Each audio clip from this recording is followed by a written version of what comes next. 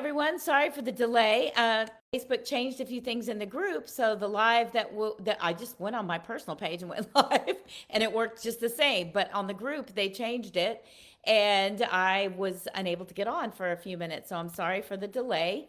And I know we're on a different time because of the eclipse yesterday, and I was gone last week. So I hope that you get to join us. Yay! Christina's in to talk about unlocking liberation, the power of unconditional love, and the freedom that comes with that. So it's we've talked on it in different we've talked around it in different areas. We're talking about boundaries, but it's such an important part of yay Victoria. It's such Unconditional love is such an important part of extraordinary life and your freedom to get to be you. And one of the things I want to point out is so many times when we think we're loving unconditionally, we actually have conditions. And it's not because we're bad or wrong, it's because they're so ingrained in us from society and from the way we grew up and the things that we're taught that we don't even realize that it isn't unconditional love, it's conditional love. And the importance of that is when we love other people conditionally, meaning we need them to be a certain way, or we want a certain relationship with them, or we want the relationship to look a certain way, like, and by that I don't mean appearance like your clothes. I mean how you interact with each other. You want a certain relationship, sometimes a mother-daughter relationship or a mother-son relationship, be it your son or your dad. Um, or a daughter son daughter dad relationship, all those different scenarios, sibling relationships. We see sisters that are really close, and maybe we have a sister and we're not, and she's different, and we are really mad at them for being who they are because we want a different relationship, and we don't realize that that's part of it in our mind. If they would just change, everything would be great, and we're not realizing, oh, that's conditional love. And here's the thing: when we need them, we need them to be a certain way for us to be happy, or we want that relationship. And a lot of times it's not even just happy. We feel like that validates the world. Like when if your kids are off doing their own thing and they're don't talk to you that much, maybe you feel like, well, I'm a failure as a parent, or I'm a failure as a human being because I don't have that relationship with my kid. So you continue, and sometimes we even wrap it around, they should respect us, they should appreciate what we did. And when we do that, we're acknowledging our sacrifices. We're not acknowledging in every parent, since none of us actually walks on water, have unintentionally done things that in our children's eyes was harmful. And I mean, when they were kids and then as grown-ups, I mean, it's just part of it. So when we acknowledge ourself, but we don't acknowledge them, you know, it sets us up for relationships that are painful, right? If we can learn to make peace with the fact that even if our parenting, sucked for a variety of reasons, maybe we're in a terrible marriage, and and in that we participated. So I'm not saying it was the spouse's fault that this happened, but we did not have a healthy relationship. That fallout absolutely affects your relationship with your child as an adult at some point. And with, hopefully growth and healing, it can heal, but you can only heal yourself. You can't heal them nor project or put a trajectory on their journey and their healing. And the best way you can heal them really is just to love them right where they are, without expecting them to either treat you a certain way, be a certain person, those types of things. And there's so many different areas where that condition comes in. Sometimes religious values, and I, they're meant to be helpful, but they can also be restrictive, and depending on the religion, how restrictive, they can also affect that. And we put those conditions on the people around us. And we're actually loved if we let it in. We're loved unconditionally. We mostly don't let it in. I mean, we'll, when I struggle to make peace with myself, when I struggle to make peace with myself as a parent or as a boss or as a person, I'm not letting all that love in that's there for me. And I'm not letting in the fact that regardless of how poorly I've done some things in the past, I was doing the best I could with the knowledge and the tools I had at the time. and that's all you can be. And to continue to grow, you make peace with that. But we also have to realize that even when people are doing things that are hurtful to us, saying things to us, they're wanting us to be something specific, and we're trying to gain freedom to be who we are. They're just doing the best they can with the tools they have, and they are unconsciously, living conditional love. But we can let in unconditional love for ourselves, and we can love them where they are without needing them to accept us. And that's a big trick to unconditional love. Doesn't mean I love you and you can walk all over me. I can love you and say, I love you, gotta go, goodbye, because you're wanting to tell me how I need to be or who I need to be, and I'm not okay with that. I can still lovingly, and that's the space, because at first we feel like when we there's a lot of anger because we're angry at them for wanting us to be, not loving us as who we are and wanting us to be different, expecting us to be different. That feels painful. It feels personal. It's really not personal. That's another aspect of unconditional love, is when we realize that it's out of they need us to be a certain way because they think that will make them happy. They're not taking responsibility that their happiness is their happiness, and it has nothing to do with me or who I am. And even in a partnership, each person is responsible for their own happiness. You can enhance each other by being kind to each other and loving each other, but I can't make my partner happy, and they can't make me happy. And when we get really clear about that, the freedom is huge. It's huge. But you also have to realize you're walking against the grain in society. If your child is very independent, doing their own thing, they don't have conversations with you all the time, and you've come to peace with that, and you're making your own life, and you're loving the people that are around you, you'll have people ask you questions. So here's another thing. It's not your responsibility to tell them everything about it, and you don't owe anybody an explanation. So it's okay to say, you know what? They're doing great. I'm so proud of them, and they're doing great, because that is true. You are so proud of them, and they're doing great.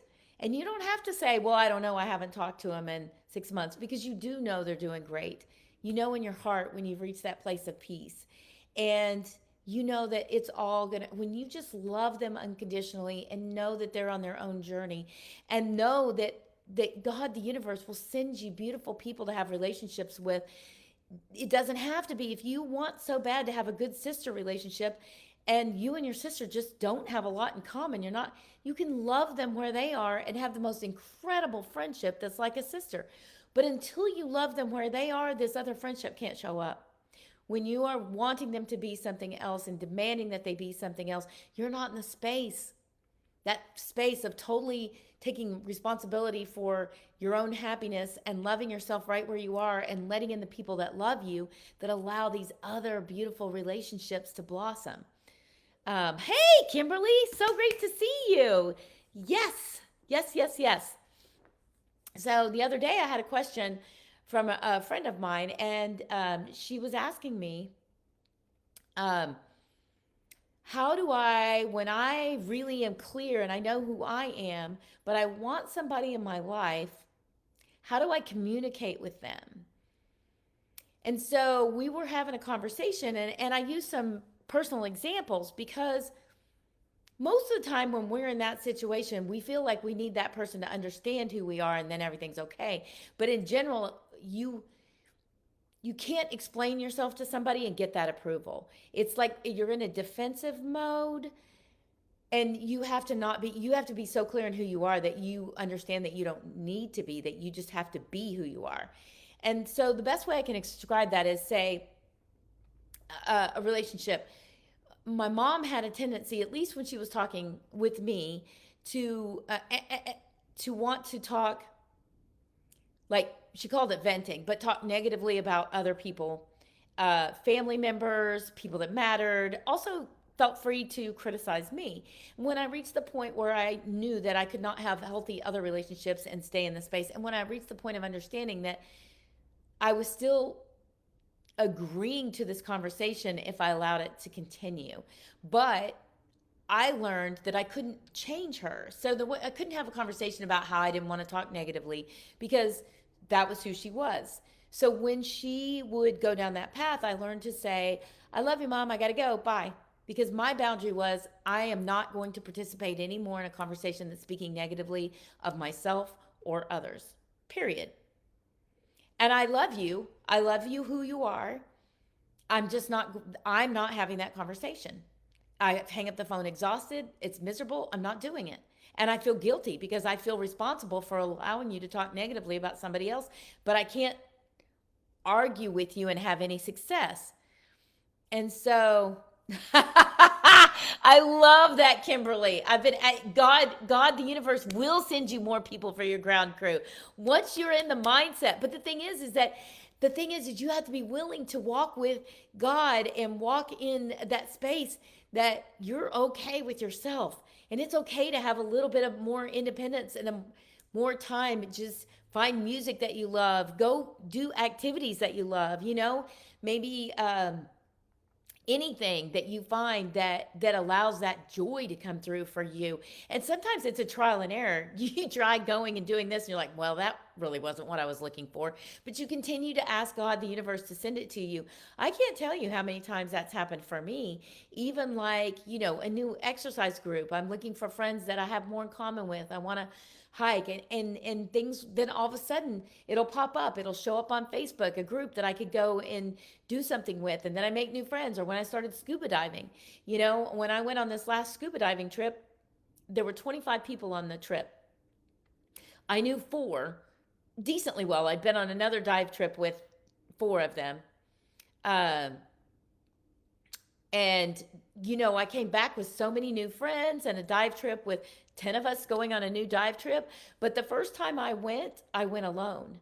I haven't been alone since then because I made all these friends and all this stuff started happening. And then it's just been crazy awesome. And like the group that we went with this week, so much fun. Nobody was criticizing anybody. It was just a blast. Victoria says, how do you maintain alignment while looking for these things? That's a really good question, because to find the right things, you absolutely 100% want to maintain alignment. And so you're looking for thoughts that help you feel better. So you definitely don't want to focus on changing that other person. Or, you may find at first, I guess what I would really love if you could see is, if you could allow yourself to believe that giving somebody space, allowing yourself to be you, loving you where you are, and giving somebody space to figure out who you are and, make their choices about how connected they're going to be so that you're not connected to them and allowing them to walk all over you. That, I guess the first thing, because I think we tend to go down that path of grieving that, wanting it to be different. If we could just in a little bit believe, what? The universe has got this. As I let go, because as long as I need this person to be a certain way and I want this relationship to be a certain way, and I'm holding tight to trying to get this person to see who I am, I'm not able to let in what the universe really has for me, which is people who love me unconditionally. All kinds of different people. Um, um, the thought scares you to be alone. I need to do a lot of work before I'm doing things alone. Well, baby steps, of course. If you can even meditate alone for 5 minutes, you can put on your favorite playlist and dance in your house for 10 minutes and feel joy. Because you got to start looking for ways to feel joy from the inside out and not needing others. It's very hard. See, if we need others to get in alignment, it's really almost impossible, because if you're not in alignment when you're looking for others, you're going to find other people's that are needing you to be in alignment. And that is not unconditional love. It's both of you needing the other person to be a certain way to be okay. And it is exhausting. So people in alignment with your mindset also means coming to love yourself enough to be able to be with yourself joyfully, peacefully, calmly, liking yourself enough to be alone with yourself. right? Because that's a giant piece of beginning to then attract in, because then you're loving yourself truly much more unconditionally. And my unconditional love is not perfect. I mean, I continue to work at it, but I have reached a point where I love living on my own. I love my space. I can be very happy cooking meals for myself and doing things with myself. And yes, you want to enjoy other people too. But when you really feel joy in yourself, you start to attract people that also feel joy within themselves and they're not needing you. Because one of the things that happened to me for a very long time is I needed other people to need me to be okay.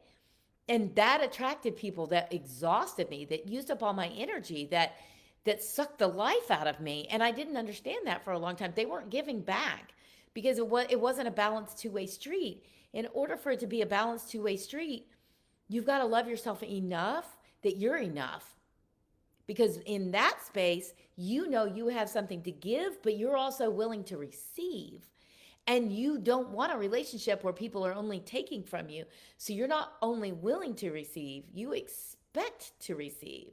That's super important to that balance. And that's what we're not getting in a lot of those relationships that we, you know, a lot of us grew up in or learned in that are not good boundaries is we weren't receiving. We're giving and giving and we're trying our best to make that other person happy so we can be happy, and it doesn't happen because you can't make somebody else happy. And so those it's exhausting. It's how we are susceptible to relationships where people are judging us and we're not good enough is because we already don't feel good enough. We're not comfortable being alone with ourselves. We're looking for other people and validation from other people to feel okay, which makes us vulnerable to people who are toxic, who will start out seeming like they're nice and then start to twist things around and see you're not vulnerable to that when you are okay on your own, because it's very easy to walk away as soon as you see any sign of that. You're like, yeah, that's not for me. I'm good. I'm good.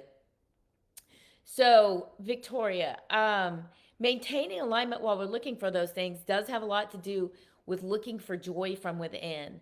And so, meditation is helpful, even short 3 minute, 5 minute, if you can't meditate for very long, or guided meditations are helpful for at least quieting the noise in our mind and coming to some peace.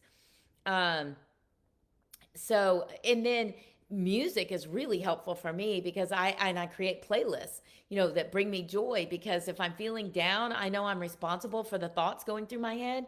Become much more aware that, we can choose to go down this path of feeling sorry for ourselves, of feeling lonely, or we can choose to look around at the beauty. And a lot of times when I felt alone, all I had to do was pick up the phone and call somebody and they're just waiting for it. I've been busy, I've not reached out, and all of a sudden the social life is just waiting for me to show up. It's not, and a lot of times that's where we're waiting for somebody to ask us and they're waiting for us to ask them. So we have to take responsibility because we've now chosen. Part of unconditional love is really understanding I'm only responsible for me. But I am 100% responsible for me. If I'm feeling bad, I'm 100% responsible for that. What thoughts am I choosing that are making me feel bad?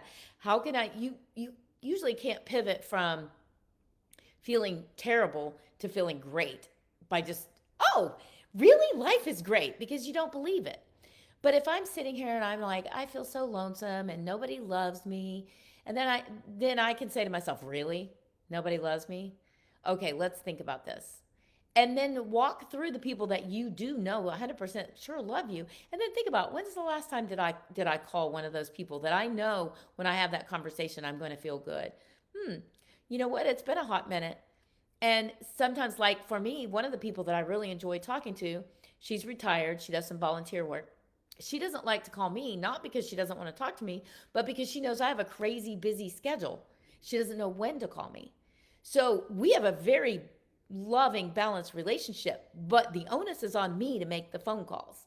And I have to remember that and make sure I do that, right? Because she would just be waiting. And yet she's really wants to hear from me. And sometimes, and so every relationship is different. Um, you know, Friends more my age that were kind of in the same balance work wise, it's more equal responsibility. But you just want to be aware in each relationship, where that balance is, and make sure that you are giving, not just receiving, right? Because we can have moments in our lives where something difficult has happened and we're receiving more. I mean, that's true in any balanced relationship, be it a marriage or a friendship or sisters or siblings or parents child as your adults. And as you know, over time, sometimes then the parent somewhat becomes the child, or, in my case, my relationship with my brother is no longer equal because there's some caretaking that happens there for me. So there's a little bit of parent child as well as sibling in there. And you want to be aware of that. And, I have learned through trial and error that I have to make sure that I take care of me in that relationship. And I've learned, better ways to do that and still be very kind and loving, but conscious of what those are. And that comes from learning to just love him right where he is. He is who he is, and he can't change that. And so there's no, I mean, that he's a prime example of and maybe an example that helps me translate it to other people who maybe could change, but it's not their job to change. Understand that they're just who they are. So I'm curious, have I answered some of those as far as like Victoria? Have I given some insight into maintaining alignment? Do you have other questions around that? And Kimberly, have I given you some ideas on how to work on um, like some pieces to work on with being with yourself so that you can track the healthier, joyful relationships that you're looking for? Um, because I'm happy to answer more questions. Oh, good, Victoria, love my examples. Awesome, awesome. Because I know that real life examples. I mean, for me, they make such a big difference. So that's what I'm always trying to think of is what can I give you an example of that makes it make more sense. And I hope I've helped you see, if you didn't see, how we sometimes attract some of the relationships that we don't want, right? Because it isn't all the other person's fault. We attract them, or we are attracted to them by something in us. And so, even my relationship, like my very unhealthy marriage, I attracted that. I was attracted to that. I am just as responsible for that relationship as the other person, regardless of whether they're a narcissist or, a psychopath or any of those conditions. And it doesn't mean I'm bad. It doesn't mean I'm wrong. It means that I had learned interactive things and learned boundary issues that affected my ability to see and choose healthier. And the whole point is just to continue to grow and learn and love ourselves better and get to be who we're meant to be and get to live the life that we're meant to live, and let go of any, as long as I'm angry at him, which I'm not at all, but anytime I'm in that space, I am not in that space of unconditional love for me, as well as, he's doing the best he can with the tools he's got. He may not ever be able to be happy on this earth, but I have zero. The cool thing is I am not responsible anymore, right? But also I am responsible to completely release any of that and just focus on being the best me, loving the people around me to the best of my ability, forgiving myself for the things that I didn't understand before, and continue to get up every day and try to be the best me I can be today. Because I can't change the past. And when I'm regretting the past, I'm living in the past. And that is dragging that space that I don't want to be in into the future, which is super important, right? Because that's how we end up in another relationship similar to that, even though it's a different person. And so when we don't want to do that, we do have to release the path. And that is the importance of unconditional love. Unconditionally loving myself, my past self too. My childhood self, my married self, every part of me. And it's a work in progress. It's not perfect. You're going to still have moments. But if you can come back to that, oh, yeah, I was doing the best I could with the tools I had and the knowledge I had at that time. And I love me. And I'm so grateful that I get to have new tools and I get to learn new things. And I do have the choice to live an extraordinary life. And I am worthy of it. And you are worthy of it. And so we have to open up to that, right? All of you are doing that. All of you are doing that. Yeah, always a work in progress. Always a work in progress. And that's a beautiful thing because if we're not growing and learning, we're dying, right? So it's fun to realize that you're a work in progress. I don't want to be one of those old people wishing for the good old days. I want to be the person who's thriving and learning the new technology, even if it takes me 10 minutes to get on the Facebook Live today. Willing to, I don't need to be mad at Facebook. I just need to keep learning, right? Because then I get to live a joyful life. I get to live in the now, whatever the now is, and celebrate all that the universe is bringing and giving and growing into and loving. And that's life is so, we have so many opportunities for beauty and love always. And I love you guys so much. And I hope you have a magnificent, extraordinary week. And always, you can reach out on this in this group or on Dr. Lucette's page or on my personal page and ask me more questions related to this. Always interested in discussions. Happy to pop on a live, even on my personal page, for any parts of questions because it's so much fun. We get to grow and learn, all of us, and I love that. So I thank you. Oh, Christina, you're so welcome. And I love you guys so much. And I will see you next week. We'll do Monday again at 2 o'clock. And I can't wait to join you again.